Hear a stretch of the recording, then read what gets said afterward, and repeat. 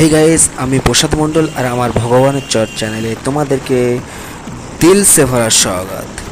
তো বন্ধুরা, প্রত্যেক দিনেকার মতো নয়, প্রায় সময় যেমন আমরা নতুন করে রাস্তায় বার হয় মানে ঘুরতে বার হয়, তেমন করে আজও ঘুরতে বার হয়েছি রাস্তায়। কিন্তু যাবো এক জায়গায়, সেটা ডিসিশান নিয়ে ফেলেছি। তো আশা করি সেখানটায় যাচ্ছি আমরা। তো এখন পৌঁছে গিয়েছি, এখানে রয়েছি এখন হাতিশালাতে পৌঁছেছি সবে। আমাদের ঘটকপুকুর থেকে রওনা দিয়েছি, এখন তো এসে গেছি হাতিশালা। তো দেখতে থাকো। এখন আপাতত গাড়ি চালাতে হবে কিছুক্ষণ, গাড়ি চালাতে তো পৌঁছতে অনেকক্ষণ টাইম লাগবে, কারণ আমরা যাচ্ছি চারজন বাইকে। আমাকে দেখতে পাচ্ছ দুজন, পরে আবার দুজনকে দেখতে পাবে।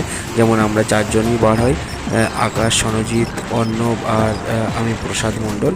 তো আমরা চারজনই যাচ্ছি, প্রায় সম্ভবত সব জায়গায় গিয়েছি চারজন। তো এখানেও সেক্ষেত্রে চারজন যাচ্ছি। আর হ্যাঁ, এই যে দেখতে পাচ্ছ আমার যে হাতের ক্যাপাসিটিটা, তোমরা কিন্তু ট্রাই করতে পারো। কারণ যারা বাইকে একটু চড়ো তারা কিন্তু একটু স্পিডে চালাতে হবে বাইকটা, ঠিক আছে? যেহেতু না চালালে এই যে আমি যে ফিল করছি, হাতের যে একটা ফিল নিচ্ছি, আনন্দ অনুভব করছি, এই অনুভবটা তোমরা পাবে না।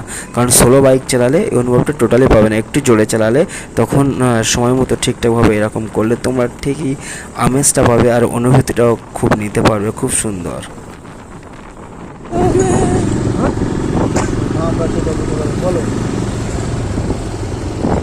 এই গাইস, ইকো পার্কে ঢুকে গেলাম, ইকো পার্কে চলে এলাম, সাইড ইকো পার্ক। এই তো আর একটা গেট পেয়ে গেলাম। আমি তো সত্যি কথা বলতে কোনোদিনই ইকো পার্কে আসিনি, তো এখানে পৌঁছে গেছি। এই একটা নতুন গেট দেখা যাচ্ছে। আর সামনে আমরা একটু চা খেতে হবে, কারণ অনেকটা বাইক চালিয়ে এসেছি, শরীরে একটু প্রোটিন প্রয়োজন। প্রোটিন কে খায় নাটা কে? তো এখানে একটু চা পান করে আমরা শরীরে এনার্জি নিয়ে নিলাম। তো এখন অনেক ঘুরতে হবে, চলো।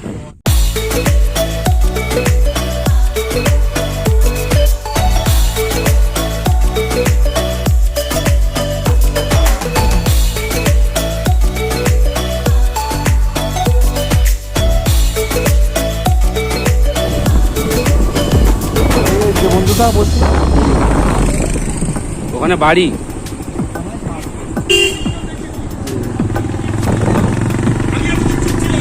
আমি কি করবো মা? আমি কি করবো সেটা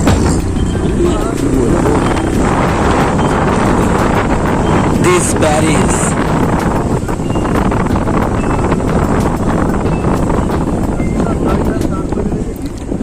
তো ভাই সাহেব, অনেকটা রাস্তা অতিক্রম করার পর চলে এলাম ইকো পার্ক।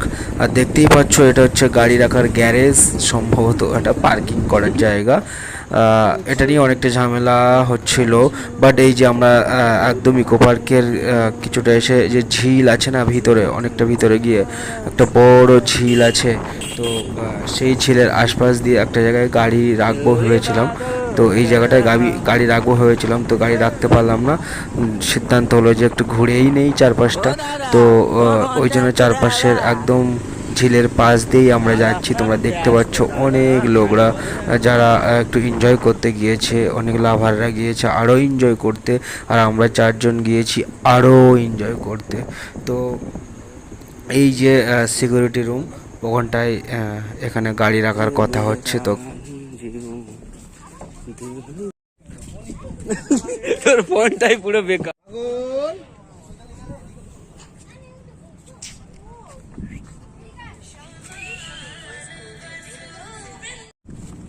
হ্যালো, চুনটুমটা জ্বালায়নি, চুনটুমটা জ্বালায়নি, চিপটাও হচ্ছে।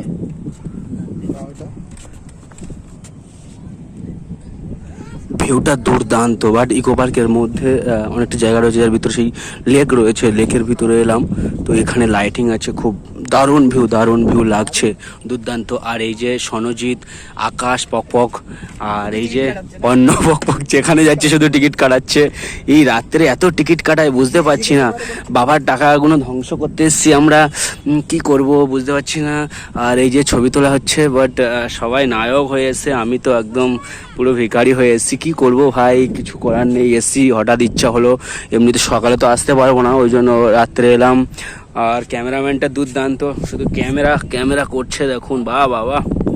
যাক, দুটো পোস্ট তুলে, ক্যামেরা তুলে, মানে ছবি তুলে তোমাদেরকে আবার দেখাচ্ছি। সাবধানে ভাই, যেন পড়ে যাস না ভাই। ক্যামেরা খারাপ হয়ে গেছে একজনার, তো করবো ডোন্ট টিক ডিগি ডিগি ডিগি ডিগি ডিগি ডিগি ডিগি। এই সে কি